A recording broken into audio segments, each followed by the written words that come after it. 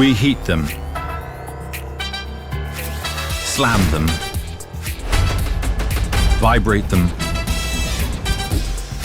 and drop them.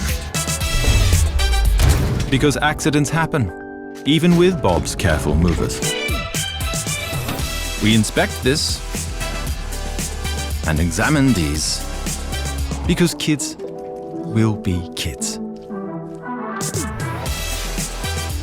We measure them and check that they're really quiet. Because some babies never sleep.